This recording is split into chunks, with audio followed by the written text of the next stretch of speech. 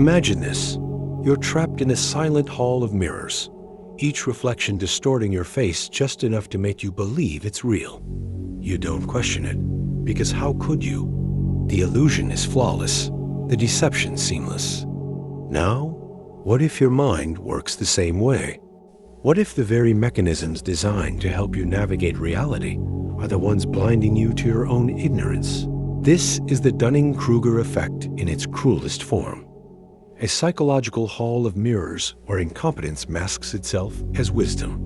The less you know, the more certain you become. The deepest manipulation isn't external. It's the lies your brain tells itself to preserve the illusion of competence. How do you know if you're the fool in the equation? And if you are, would you even realize it? The terrifying truth? Stupidity is invisible to its owner because self-awareness requires the very intelligence it lacks. Carl Jung called it the shadow, the part of the mind we refuse to see. Nietzsche warned that convictions are more dangerous enemies of truth than lies, because the blindly confident never question their own flaws. Cognitive dissonance twists ignorance into arrogance. Your brain would rather believe a comforting lie than face a humiliating truth. Schopenhauer saw it clearly. Every man takes the limits of his own field of vision for the limits of the world. The less you know, the smaller your world, and the louder your certainty. But what happens when an entire society falls into this trap? The fallout is everywhere.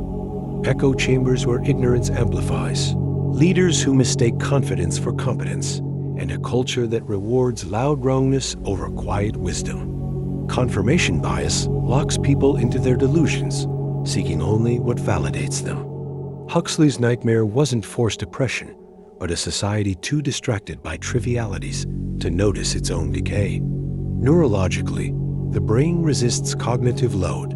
It's easier to cling to simple falsehoods than wrestle with complex truths.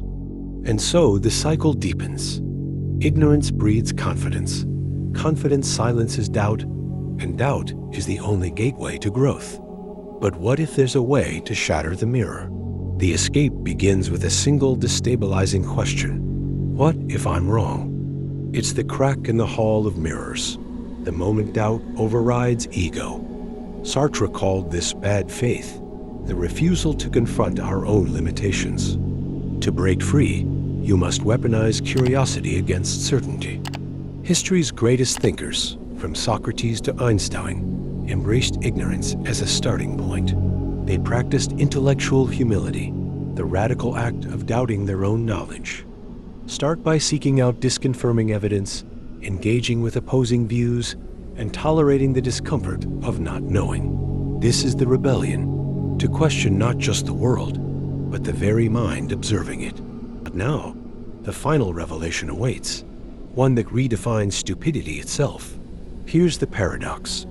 True intelligence is knowing how much you don't know. The fool is trapped by his certainty. The wise man is freed by his doubt. Frankel's words echo. Between stimulus and response, there is a space. In that space is our power to choose.